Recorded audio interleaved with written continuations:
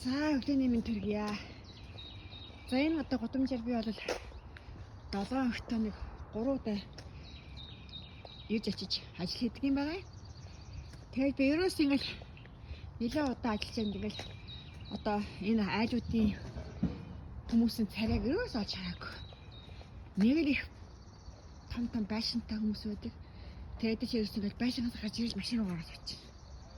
Тэгэхээр ерөөс ингээд энэ ямар хүмүүс хаана амьдардаг яадгийг гэдгээс мэдээлж байгаа ер нь ингээд тийм байх. Манайхан монголчууд ерөөс ингээл хойдол уртлынхын гудамж нэг хүний хөлбайг андахгүй шүү дээ. Тэгэхээр энд юм байхгүй тийм нэг хөрөнгө шүтсэн, хүнээ шүтээгүй, хүн хүнээсээ айсан ийм л амьдрал энэ их айхтай хөрөнгөний хаана байдгийг. Тэгээ энэ хөрөнгө гэдэг чинь дээрс хүний ингээд холбогдсон юм шиг байгаа. Тэгээд одоо энэ том байшин гэдэгт бүхий юм байна. Юу гэдэг юм бэ? Хүнс гэтэл одоо бүр нэг айгүй том зайртай гэж. Тэгэл дотроо тэгэл нөгөө дасгалын бүхий бүтэн одоо төхөөрөмжүүдтэй тэгэл ерөнхийдөө ихэнх нь одоо гэртээ ажиллаа хийнэ. Тэгээ ерөөс энэ гудамжны ээл хавь айгүй гонигтай. Надад айгүй гонигтай санагдав. Би өөрөө атайхаад байгаа юм биш. Тийм яагаад гэх юм миний нэг өссөн орчин өөр байсан. Би шал өөр орчинд өссөн учраас надад айгүй тийм сонь санагддаг. Тэгээ надад онцгой санагддаг.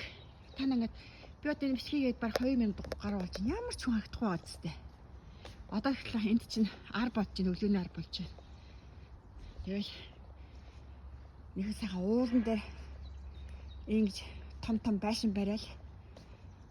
Тэгэл энэ дотор бүгдсэн одоо нэг агуу дотор амьдарч байгаа хүн гэдэгтэй адилхан тэгээд ерөөс гарч үзэгддэггүй.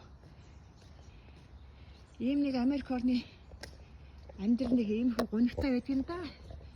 Тэгэл эцэцэх мөнгө гэдэг чинь хүний базаад хөлийг тушаад ингэж гарах юм бол машиндаа суугаад өвчнө. За гарахгүй байх юм гэрт надад бүхий одоо хөрөнгө зайр хүнс та юу байдгийг хүн тэртээ бүх юм байгаа. Тэгэхээр энэ улсад чинь гэж нэгнийхээ бараг харахгүй. Ийм л хэцүү хүн юм шиг, гонигтай юм шиг. Энэ хороолол өсөж явж байна да. За ингээд энэ юу номын сан бэ? Номын сан гарсан ном сонирхоод байна. За ингээд та бүхэн өдөр сайхан өнгөрүүлээрэй.